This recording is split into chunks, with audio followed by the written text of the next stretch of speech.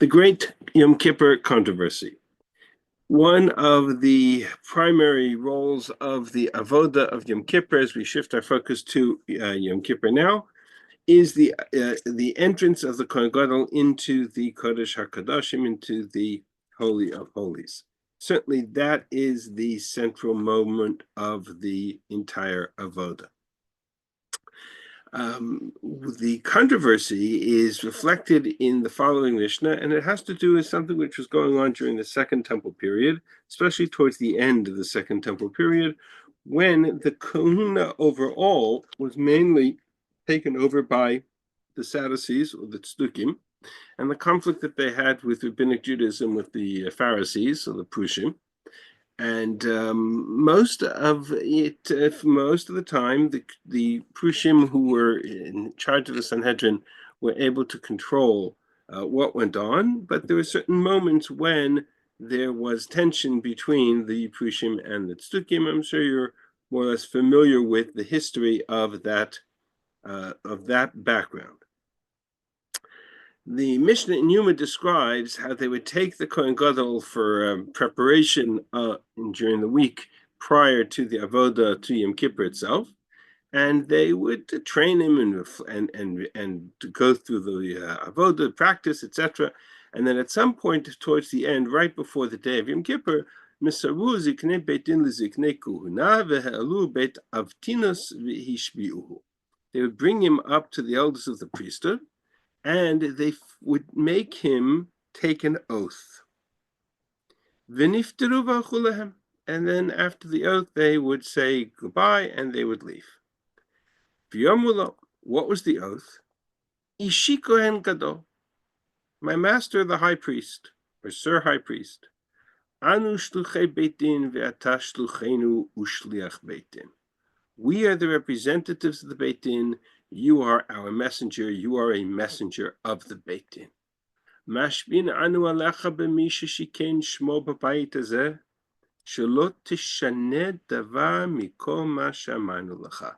We adjure you to take an oath that you will not veer in the slightest from the instructions that we have given you. Hu poreshu boche, behein porshin uvochin. They depart and go their way, and he goes their way. But each one cries. So they turn aside, they take this oath, and then they go off and cry. Why are they crying? What is this oath all about?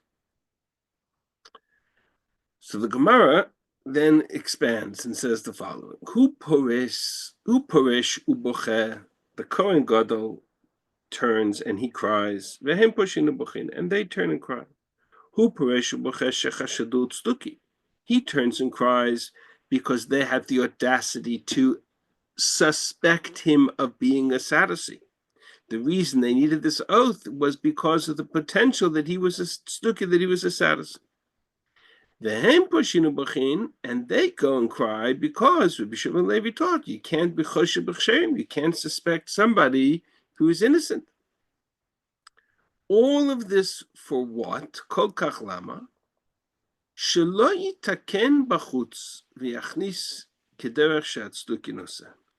So they should not, the Kohen Gadol should not fix the incense outside and then enter as the tzdukim do.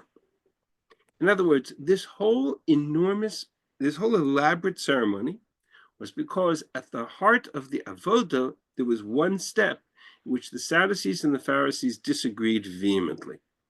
And that step had to do with where they fixed the Ketoret and so I understand, when the Kohen Gadol entered into the Holy of Holies, he would take a frying pan, put on it incense, put fire on the incense, and that would create a big smoke. So you have Eish and you have Anan. The smoke, what we call the Ananei Kavod, the clouds of God's glory, are really smoke created by the fire, which is the fire of the Shekhinah. And that's Anan Eish, we say in the Slichos. We call it Anan Eish. The clouds of God's glory are the clouds created by the smoke. So when the Kohen Gadol entered into the Holy of Holies, part of that ceremony was to cover the Aron Kodesh in smoke, to envelop it in the smoke of the Ketoret. The question was, did you put the fire in the Ketoret to create the smoke outside the Kodesh HaKadoshim and then enter? Or did you enter into the Holy of Holies and then put the fire into the frying pan and create the smoke? This difference of opinion was so enormous and so dramatic that the Pharisees and the Sadducees didn't suspected each other. And when the Kohanim, with the Tzdukim with the Kohanim, they forced the Kohanim to take an oath that they wouldn't veer from that detail. It sounds like a pretty minor detail to me, but evidently it was so significant that it lay at the heart of the avoda. Not only that, the Gemara then tells a story. Tanu Banan, there was a story. Once upon a time, there was a certain Sadducee. It doesn't tell us who it was. And he managed to somehow pull the wool over everybody's eyes, and he did exactly that. He put the fire into the incense outside the Holy of Holies and then entered, just like the Sadducees said you should do. As he came out,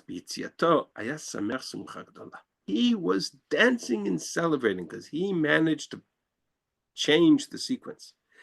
So his father saw him and said to him, "Beni, my son, we may be Sadducees. But we're afraid of the Prushim. The Prushim have authority. They run the Sanhedrin. They tell us what to do. How could you do this?" Amarlo, so the Stuki said to his father, it sounds like Rabbi Akiva's comment.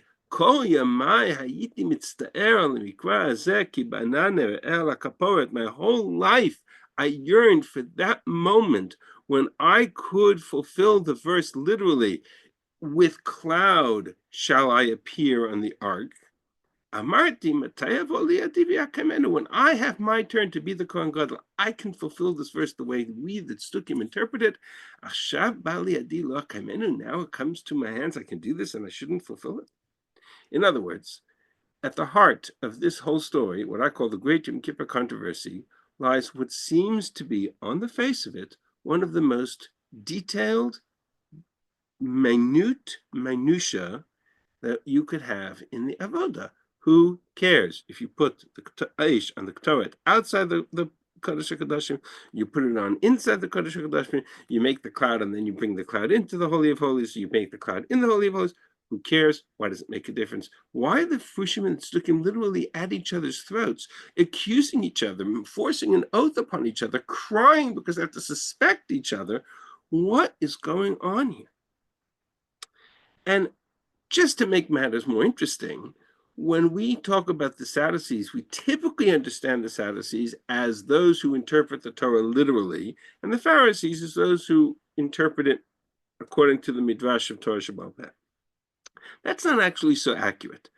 There was an authority conflict between the Sadducees, who were essentially the Kohanim descendants of Tzadok Kohen, and the Prushim, or the rabbinic Judaism at the time of the Second Temple. But it was much bigger than the question of literal versus midrashic interpretation of Tanach. There are many points of conflict between them. But in this particular case, I want to take a look at this source 4 for a moment. This is a quote from the Avoda, Vayikra Perek Tet Zayin. And it says, the Kohen would take a fistful of coals from the Mizbeach, from the altar, and meloch of nav ktoret, and a fistful of incense, vehevi mibeit laparochet, and bring them into the veil, meaning inside the Holy of Holies.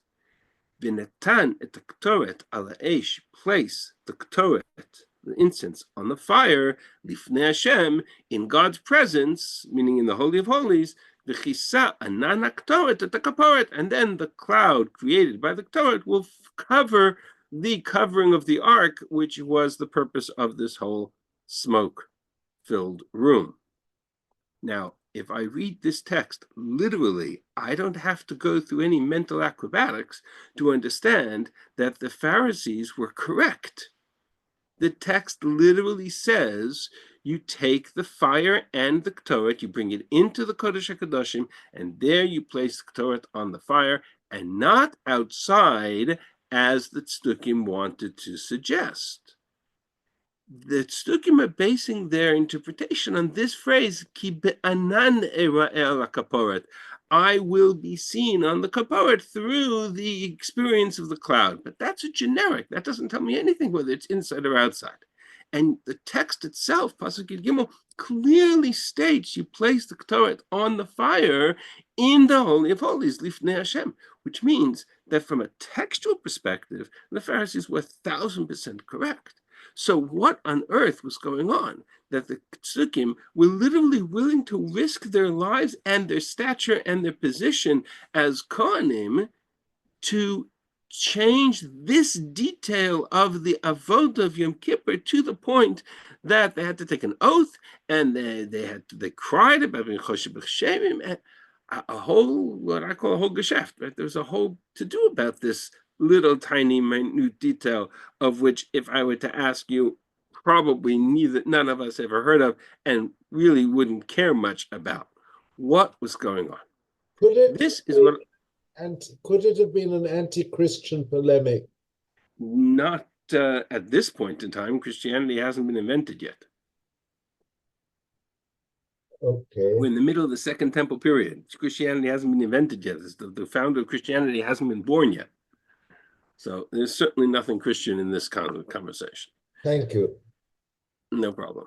All right. So what's going on here? The truth is so there's two questions. Number one, what is the dispute between the Pharisees and the Sadducees? Number one. Number two, why is it so important? Why is this so significant?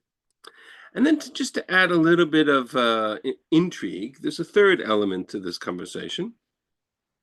And the third element to this conversation is that the two pieces of the story, Ktoret, the incense, and the Eish, the fire, which are central to the avodah of Yom Kippur, are also central to another part of the avodah, but not of Yom Kippur, but a particular moment that Yom Kippur is connected to.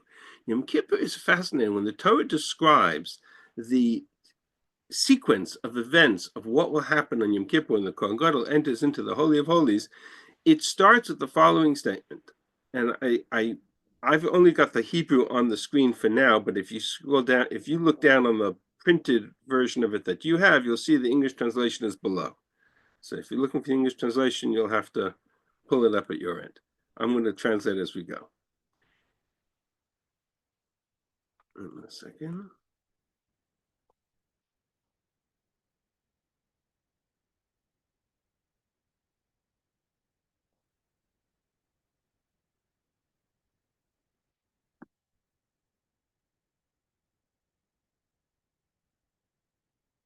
Give me 1 second. I don't want to have to finally get the computer up and running. I don't want to run out of computer power.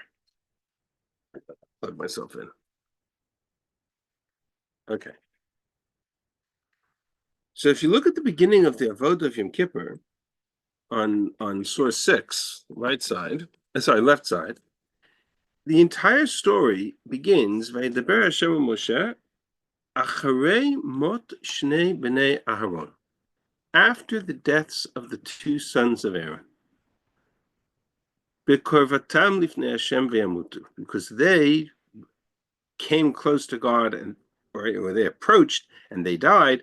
Therefore, God said to Moshe, "Speak to Aaron your brother and tell him, Al yavo b'cholet al kodesh. He can't enter into the Holy of Holies whenever he wants, but rather pen yamut, lest he die." Ki be'anan er'el hakaporet. You can only enter into the Holy of Holies if you have cloud, smoke, anan, and with this anan, I will be seen on the Holy of Holies. This is what is necessary to enter into the Holy of Holies. There's a series of offerings. I'm not going to get into the korbanot for now. That's not my issue for now. And through these offerings, bring atonement for himself and for his household.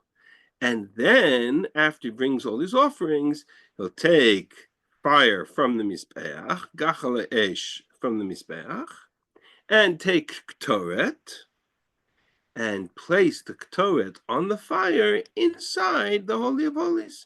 Right? Take the fire and the Ktoret and bring it inside the Holy of Holies, and there inside you take the Ktoret, place it over the fire, create smoke, and the smoke will cover the Ktoret, or will cover the Aron. Then he goes out, and there's a whole series of events back and forth, and he'll bring atonement for himself and for his family, and on behalf of all of Klal Yisrael, and on behalf of his people, right? So this sequence is very simple. You can't go into the Holy of Holies whenever you want. You have to create an environment of smoke to cover the Aron, in order to be seen, for God to be seen, so to speak, covered over with the smoke. But you have to bring the fire and the smoke into the Holy of Holies and there create the smoke. Okay, I get it. There's lots of stuff about the korbanot I don't understand, but that's the instructions. But why is any of this connected to the death of the two sons of Aaron? So the answer is because if you look at the story of the death of the two sons of Aaron, which is chapter 9 of the book of Vayikra, number one, which we're not going to address, there is a remarkable parallel between the sets of offerings, between the sets of the korbanot. That I'm going to ignore.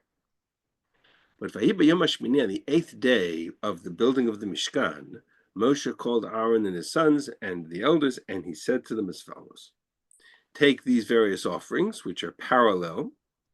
Ki hayom Hashem nir'a alechem. For on this day, God will appear to you.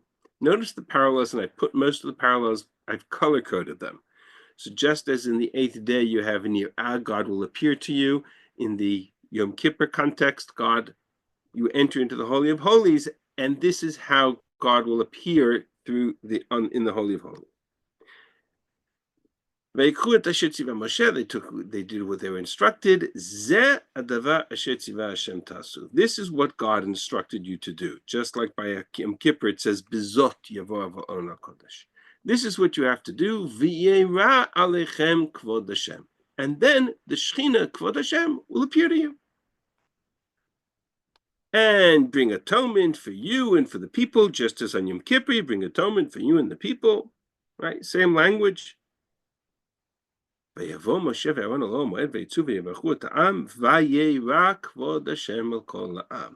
fact, God's glory, the Shechina, in whatever manifestation it took, appeared to the people. How? Because the fire emerged from the Holy of Holies and consumed on the altar.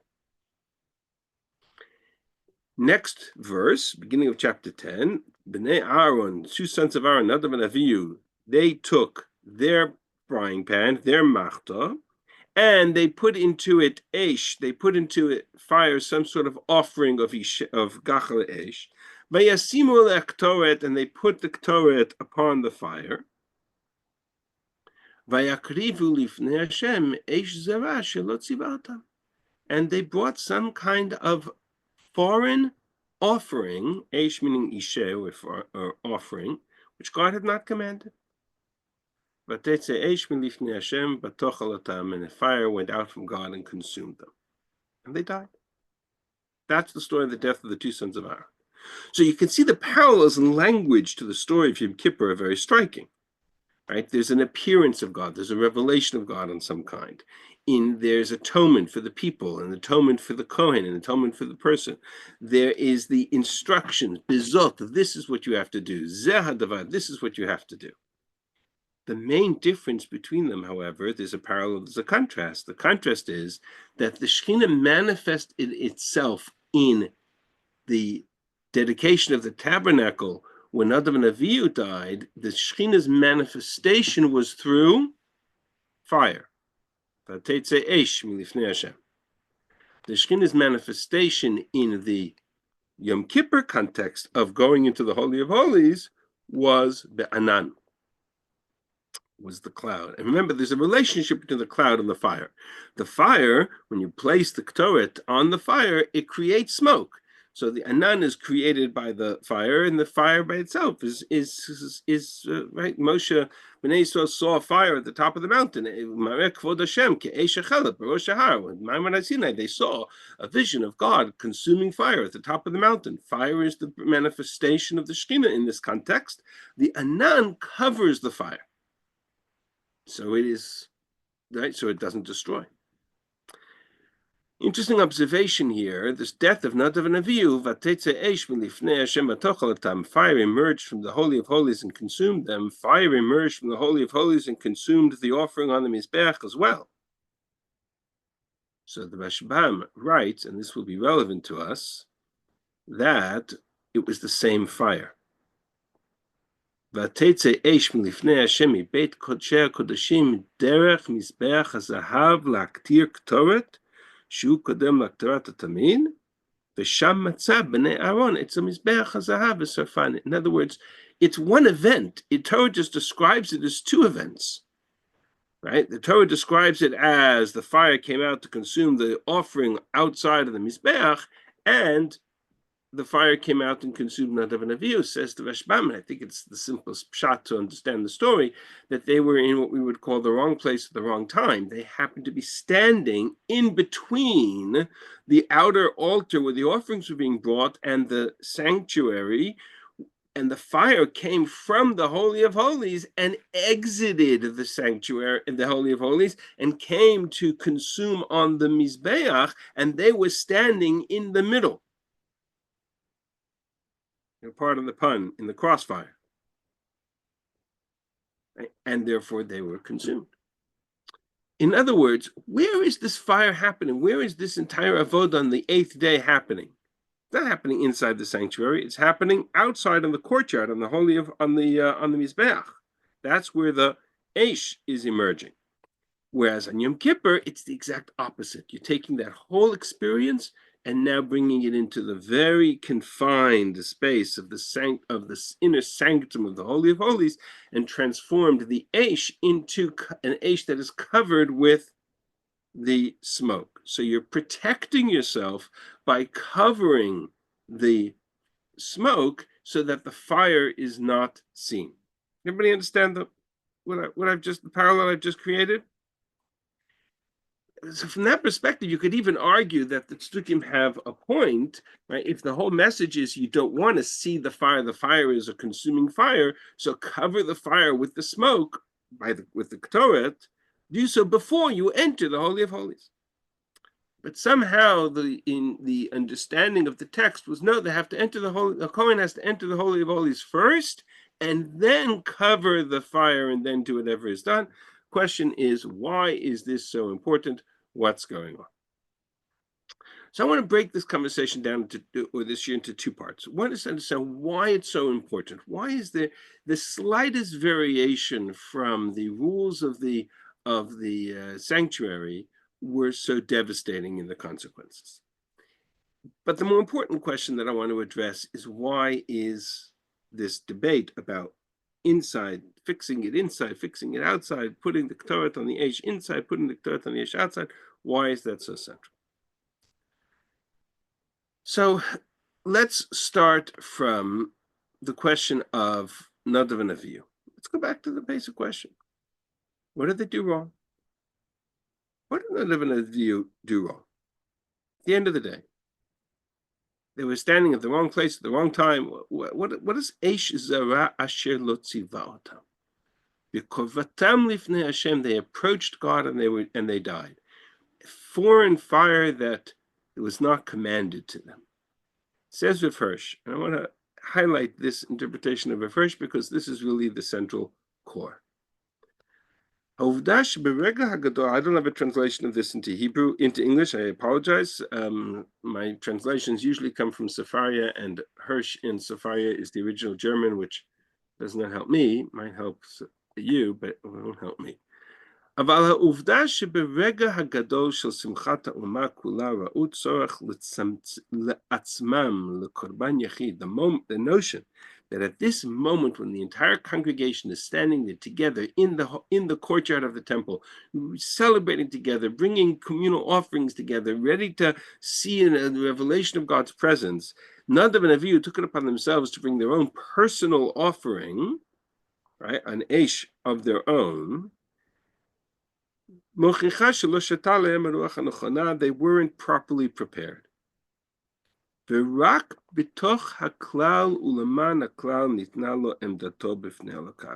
understand that their status as Kohanim was on the basis of the fact that they stood and represented the community. They stood and represented the tzibur.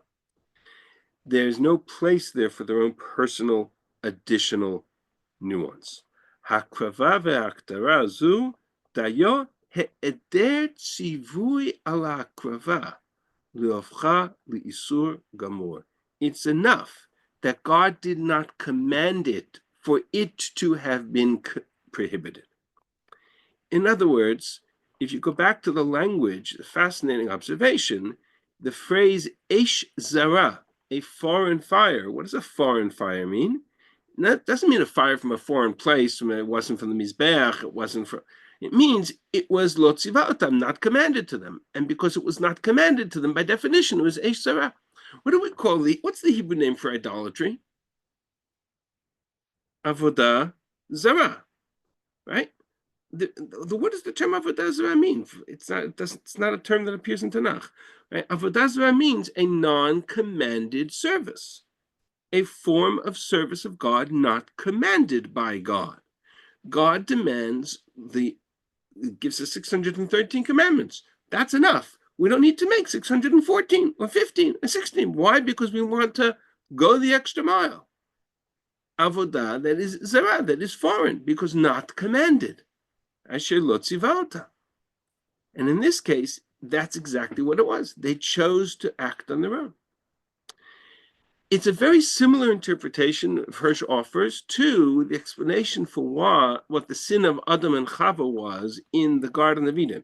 And I don't know if some of you may have been in the course when I taught the course on Kohelet.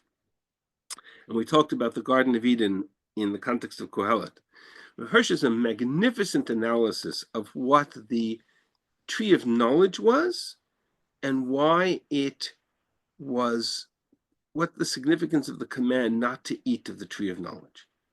And he writes in Bereshit, there's only one condition for the earth to be able to form a paradise for us.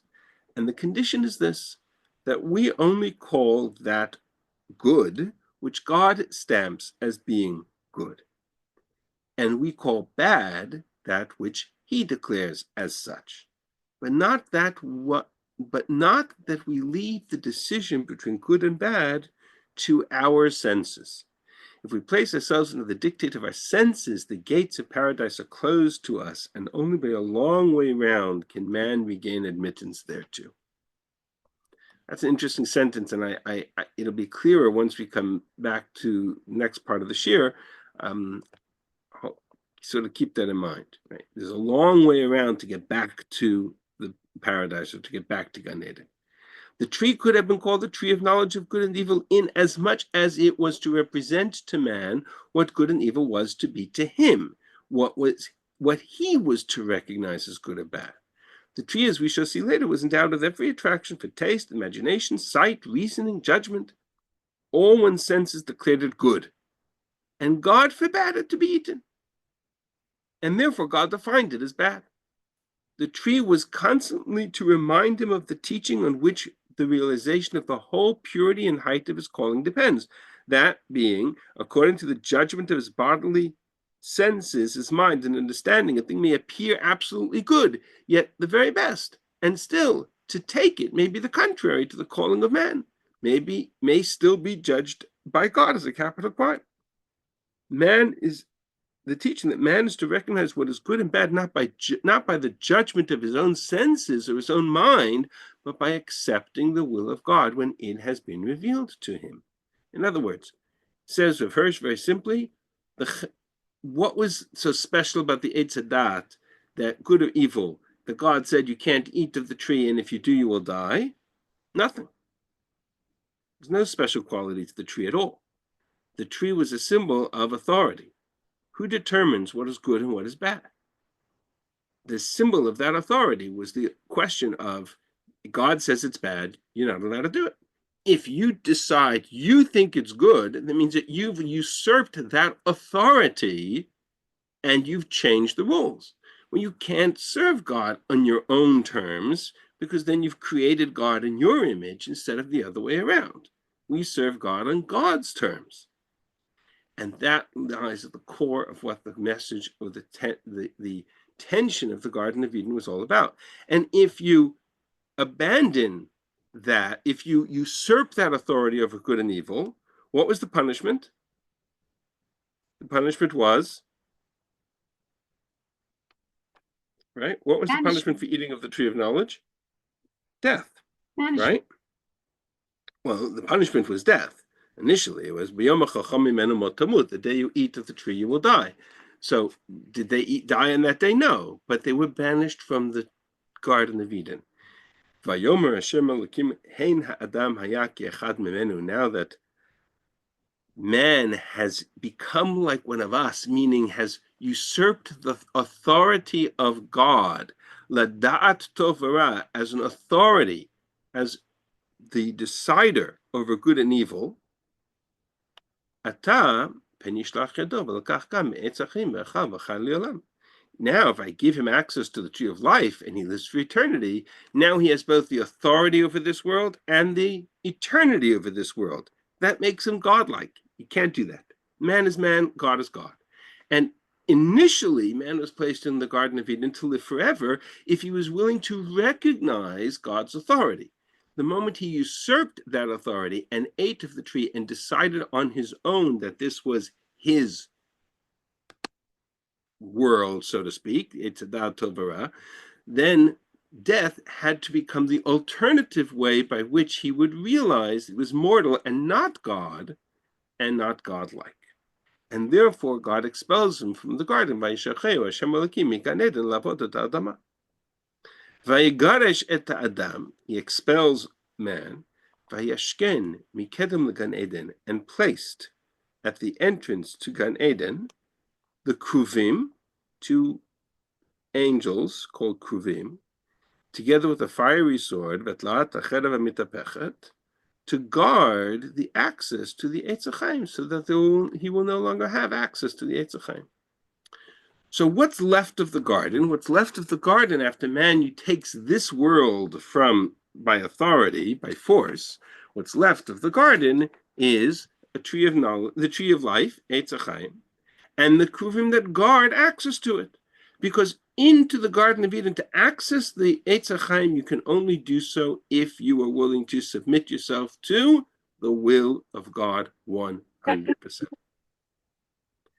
Now, where does the free will comes in, and where does the free choice come in? You had a free choice. You could either choose to accept God's authority, in which case you could have access to the Eitz Chaim, or you could choose to decide for yourself what's good and evil, in which case you lose access to the Eitz Chaim. It's not a question of free will; it's a question of consequences. Right. Okay. Okay. Right? Okay. Makes sense. And that's now. Says Rav Hirsch, that's a summary of Rav Hirsch's understanding of the whole story of the Garden of Eden. It's extraordinary. But here's the piece of the story that we're missing. We were talking before about Nadav and Avihu and the Avodah and the Beit HaMikdash, and now suddenly we're talking about the Gan Eden. How did that happen? So I'm going to come back to that line in Rav Hirsch's comment, that once you've usurped that authority and now been forced the gates of paradise are now closed to us, only by a long way round can man regain admittance thereto. What does readmittance to the Garden of Eden have to mean? So here I want to throw in, and we're not going to go through the whole thing because we've lost a lot of time, so I'm going to skip a lot of it. But when we studied Kohelet, we went through this entire analysis to recognize that the Garden of Eden has an alternative manifestation. The story of Chumash starts with the story of Gan Eden, and then the Gan Eden disappears, and never again do we hear about it. What's the central focus of the relationship between man and God post the story of the Garden of Eden? Of Tanach. What's the The main temple. vehicle by which we access relationship?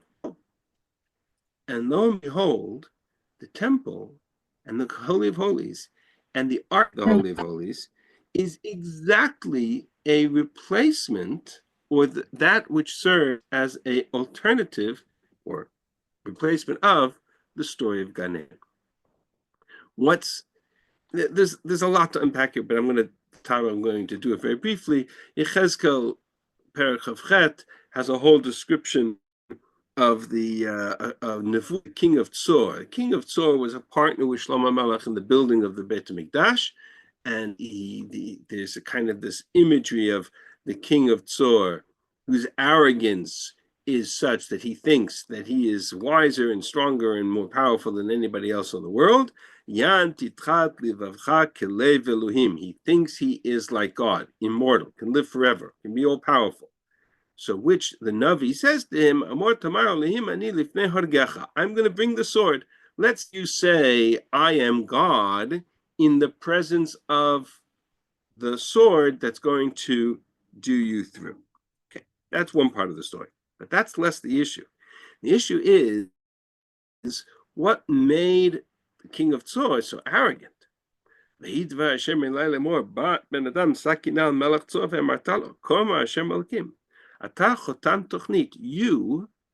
are a seal, a paragon, Malech Chochmah, Klil Yofi. He describes him in terms that are very similar to Shlomo Melech. And then he says to him, Eden Gan Elohim Ayita. You were in the Garden of Eden. Kol Even Yikaram Mesuchatecha. You had every perfect stone as your covering. Odem, Pitita, Yahalom, Tarshish, Shoham, Yashves, Sapir, Nofach, Uvakat, V'Zahav, all the stones of Gan Eden you had at your beck and call. Anybody recognize this list of stones? Odem, Pitita, Yahalom, Tarshish, Shoham, Yashves, Sapir, Nofach, Bakat. The 3 out of the 4 rows of the stones of the breastplate of the Kohen Gadol. Odem, Pitita, Uvakat, Nofach, Sapir, Yahalom, Leshem, Shvamachlama, Tarshish, Shoham, Yashves. In other words, he describes, and then he goes on to say, At Kruv, you were a Kruv, you were like one of the Kruvim. Bahar Kodesh Elohim, you were on the holy mountain. In other words, in the language of the Navi, there's an association between the Mikdash and Gan Eden. That's not an accident. That's intentional.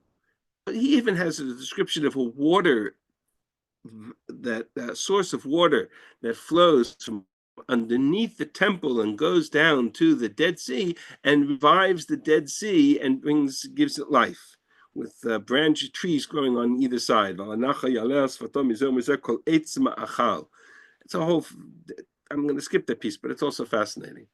In other words, what he, and the Ramban supports this interpretation, that the Mishkan the Mikdash represented a replacement of the Garden of Eden. What was, at the end of the day, the purpose of it? Was a place for man to interact with God. What was the most important piece in the garden? I'm going to down for a moment to, there's a chart at the back. There's a whole bunch of parallels to the Garden of Eden. But the main purpose of the Garden of Eden was for man to live in it, to serve it, le'ovda'u l'shomra, and to hear the voice of God. The notion of Ishmut Kol Hashem Elokim Mitalech Bagan, the voice of prophecy that emanated, the voice of God that walked with them in the garden. All of that gets replaced by the garden, by the Mikdash.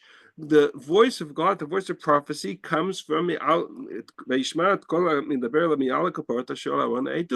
Moshe hears the voice of God emanating from the kaporet, which was the covering over the ark. And in that ark, on top of it, you had 2 kruvim, like you had the kruvim that guarded access to the tree of life, right, to the Eitz Chaim. What's inside the kruvim? The edut, the luchot, right? The tablets, the Torah.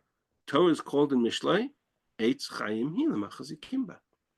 So if I have the Torah, the Eitz Chaim, inside the ark, protected by kruvim, to which no one is allowed access, and even on the parochet that guarded that closed off the Holy of Holies, there were embroidered imagery of the keruvim. No one was allowed access, like the Garden of Eden. It was separated.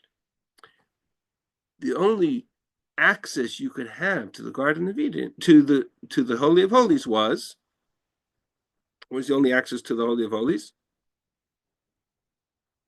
One day a year, on Yom Kippur. And on that one day a year, what did you need to do?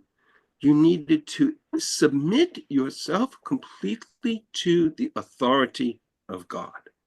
Much as in the Garden of Eden, you needed to submit yourself to the authority of God. And there was no room for a personal initiative to form God in your own image. It had to be in accordance with the rules of the laws and the details and the dictums that God set out for them. And so any change, any variation, any deviation from those laws would bar one from access to the Holy of Holies, much as it barred Adam and Chava from the Eitz HaChaim of Gan Eden. That's Rav Hirsch's understanding of the role of Gan Eden, the role of the Mikdash, and the role of the Chet of Nadav and Avihu. In the and it would explain why it's so important to follow the laws deep to the last one. There's a lot of other sources here that I'm going to skip for now. You're welcome to look at them. The Ramban, who implies this, I think, very clearly. There's a medrash that says very clearly that the Mikdash, Kishu Kama Mishkan, was a replacement for Gan Eden. You can take a look at the sources. But I want to come back to the question I asked at the beginning, which is, okay, I understand that any deviation is critically problematic. But there has to be some explanation as to why. That the Stukim felt it was so important to light the fire and the smoke outside of the Holy of Holies. And the Prushim understood the Psukim to mean, no, you can't light the fire and create the smoke until you're inside the Holy of Holies. Why was that detail so critical? So for this, I want to, in the last 10 minutes, you'll forgive me if I go a little bit extra. We just lost that at the beginning, and I puts people's schedule into a tailspin. The rest will be on the recording. If you have to drop off, I apologize. But I want to come back to Rav Hirsch's comment at the beginning. Rav Hirsch, when he was talking, Rav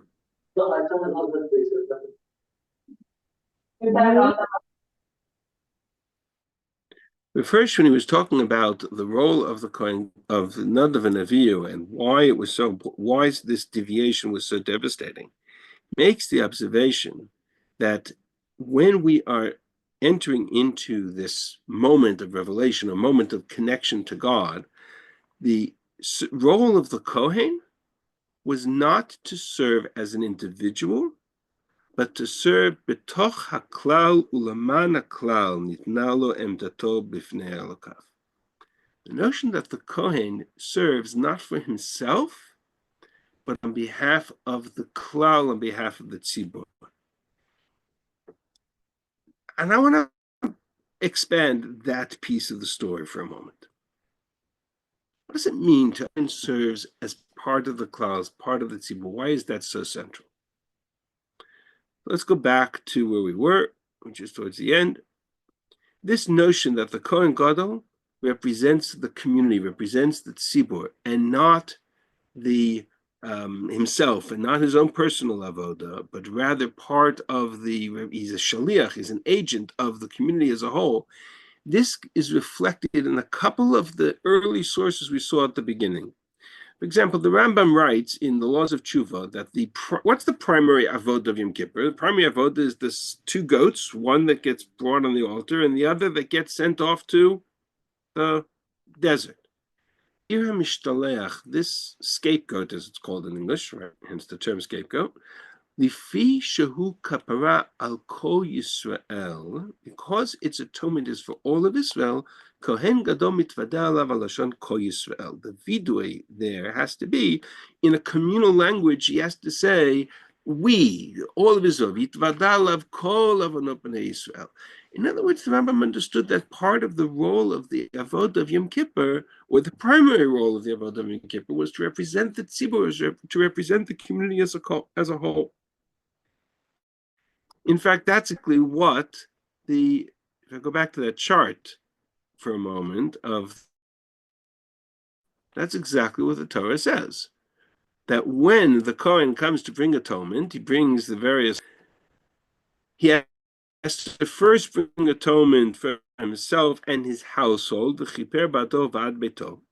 And then he has to bring atonement when he enters into the Moed, when he enters into the Holy of Holies, and he does so alone. Nobody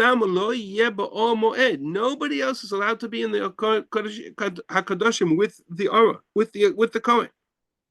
He goes in alone. V'chiper ba'ado uva'ad beito uva'ad kol kahal Yisrael, and he brings atonement not for himself, but for all of the congregation of Israel.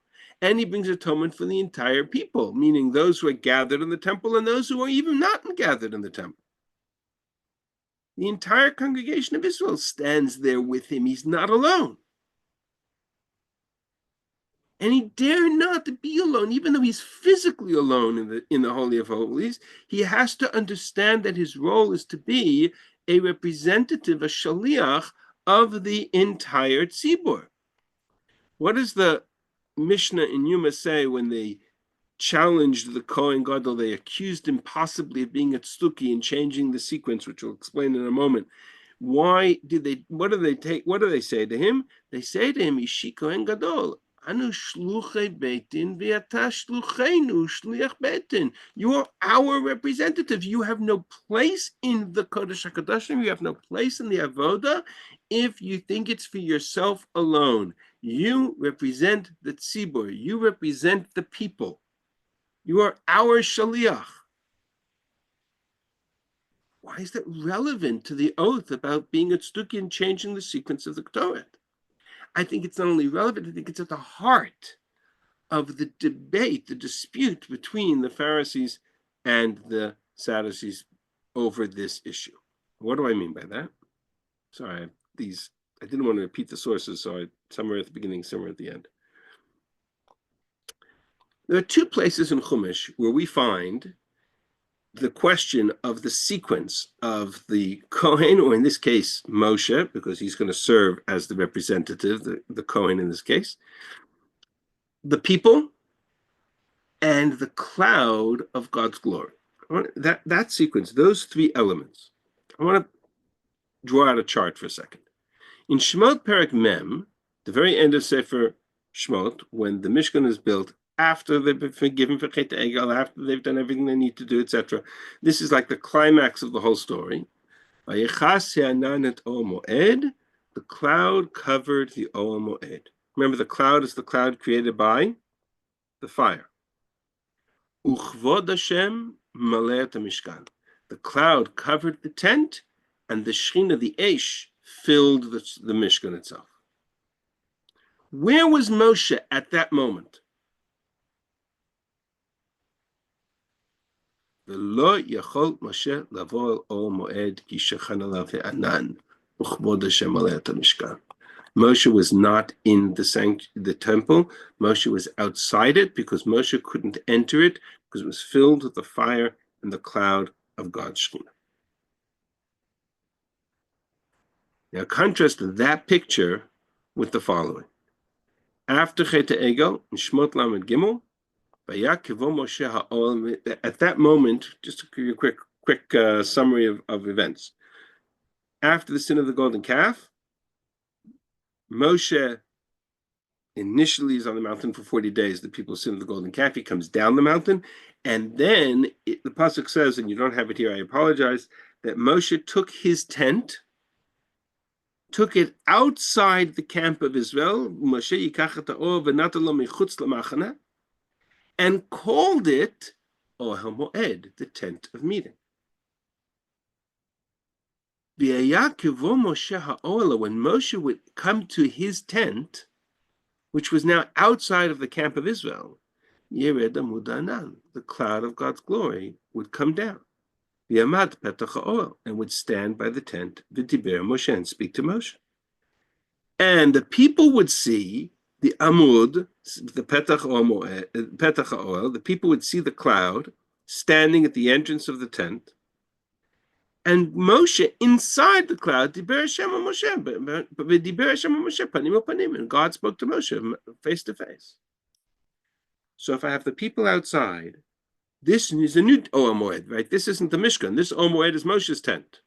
Where is Moshe in relationship to the cloud? Moshe is inside the cloud talking to God face to face. And when he finished speaking, and then he would go back to the tent, to the camp.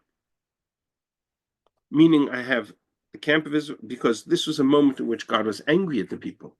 And so you had the people, then you had the tent, and inside the tent of Moshe, you had Moshe enveloped in the cloud.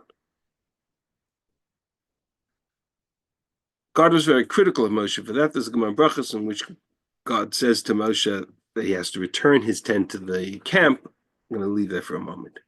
But the sequence that emerges, and this is the critical piece, is that when God was angry at the people at the Chet of Ego, when there was a moment of din, Moshe, who was the sole righteous person, if you will, enters into the tent and has a kind of a private conversation with God, surrounded by the cloud.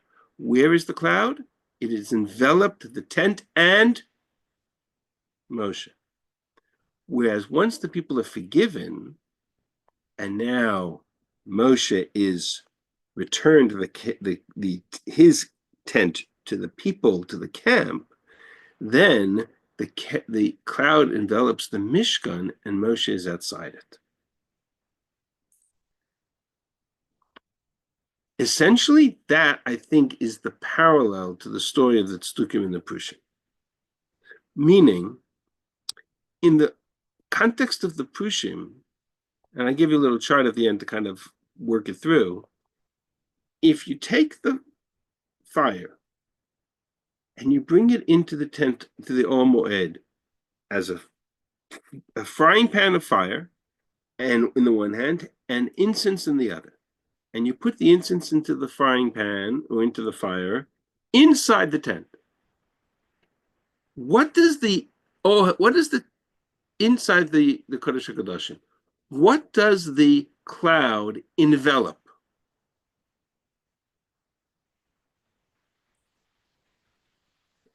It envelops the person who's the holding. Kapporet. And it doesn't envelop the person. He places it on the Kapporet. It envelops the Kapporet. It envelops the Aron. The Kohen is outside of the cloud. The Kohen is outside of the Ohel, or outside of the Anan. Why? Because the Kohen is on the people's side of the Aron. Go back to the language of the text.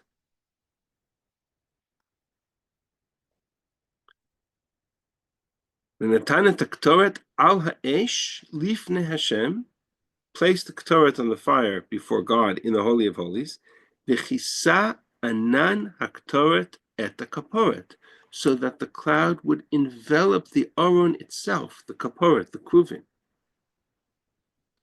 The Kohen remains outside of that moment, because the Kohen stands on the side of the people.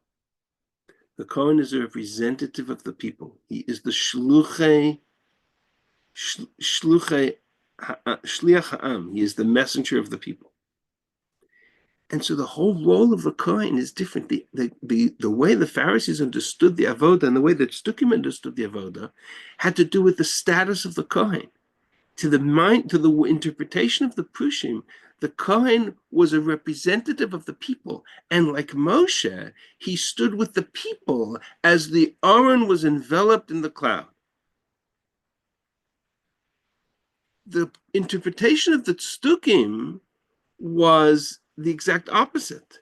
In the interpretation of the Tzdukim, the ki be'anan era'el hakaporet means that I go into the Kodesh HaKadoshim when the Kodesh HaKadoshim is already enveloped in the cloud. Like the fire in the Ktoret is outside of the Kodesh HaKadoshim.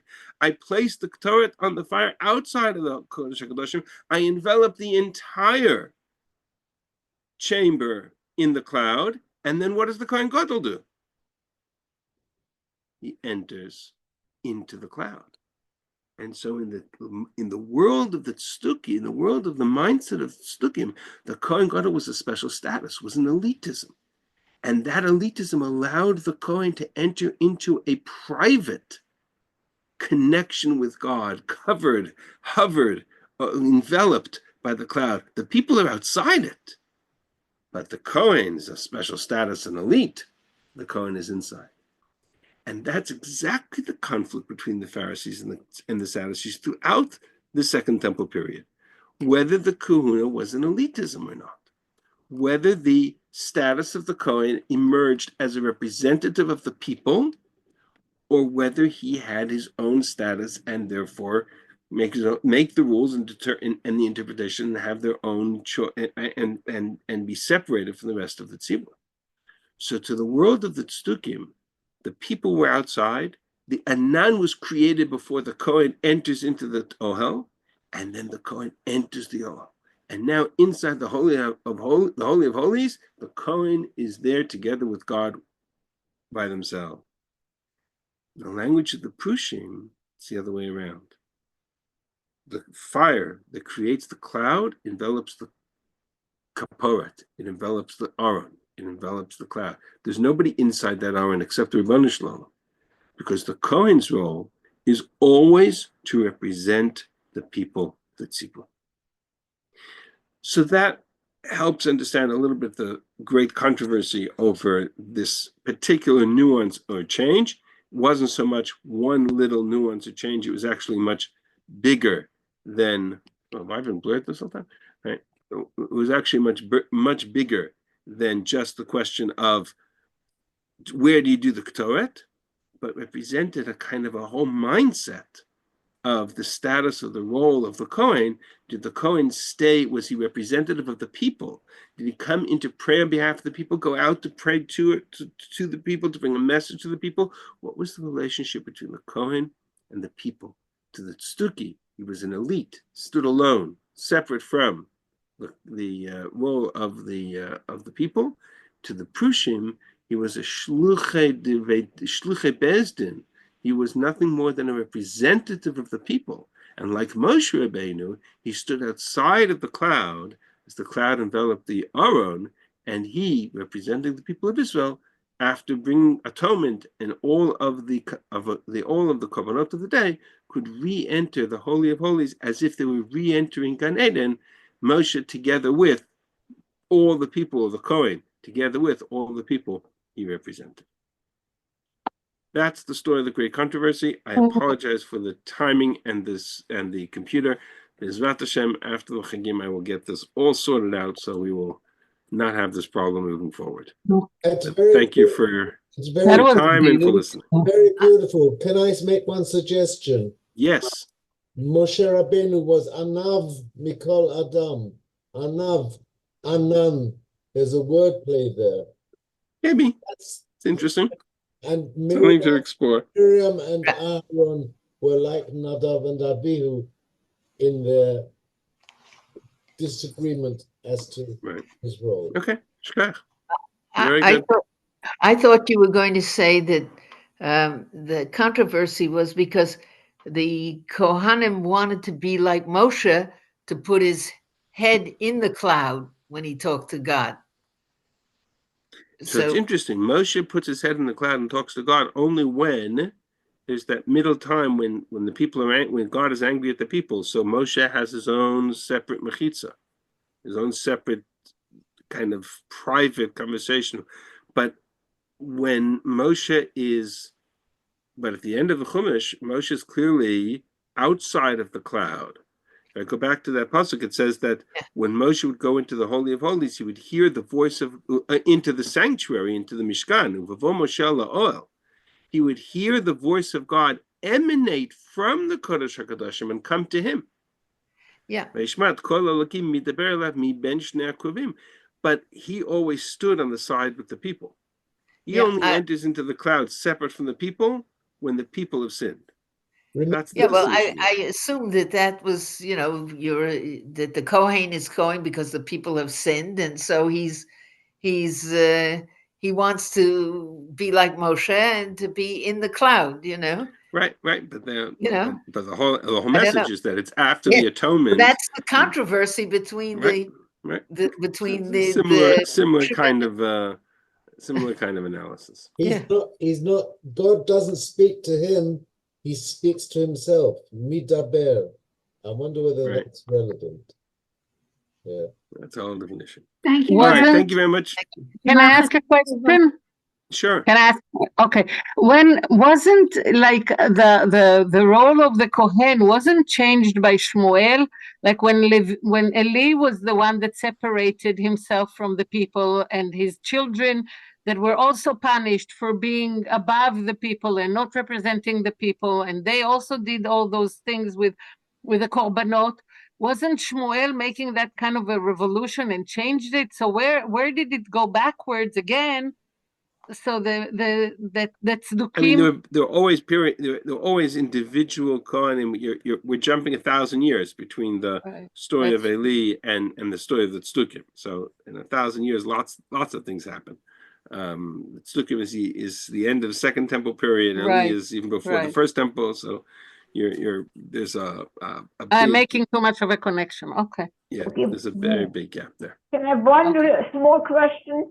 When you walk, according to the Prushim, when you walk into the Kodesh Kodashim, he can see the Aron without any masach, without any cloud. So the Tusha is not in the Aron, the Tusha is in the cloud. Correct. That comes down. Correct. That's because the difference. Because That's the difference. Because the Kruvim represents the Malachim, the angels, right? So that which represents the Shekhinah is the Eish and the Anan. Eish is a manifestation of the Shekhinah Midat Hadin, the Anan Midat Rachamim. There's more to unpack there, but essentially everybody agrees that it's the creation of the Anan that's critical. Keep Anan Nere'el HaKaporet. The question is, do you create the Anan with the Kohen Gadol inside the Anan? Or do you create the Anan in such a way that the Kohen remains outside of the Anan? That's it. That's the core of the issue. The Tzdukim wanted to be inside the cloud. Got you. Because that was the elitism of what the Tzdukim were all about. Interesting. Thank you, Rabbi. Thank you. Have a wonderful fascinating. Yom Kippur, and Mitzvah Hashem, and everybody in Israel should stay safe and have a meaningful Yom Kippur and Sukkot. And we will, Bezrat Hashem, hopefully I'll get with Rabbi Kohlman and Torah Moshe. We'll set up a time and a schedule for whenever we're going to be doing after the Chagim. And it'll hopefully be an open, we'll take a sefer and we'll learn together. Have a wonderful day. That was Thank you very much. Thank you. Thank you. That was transformative.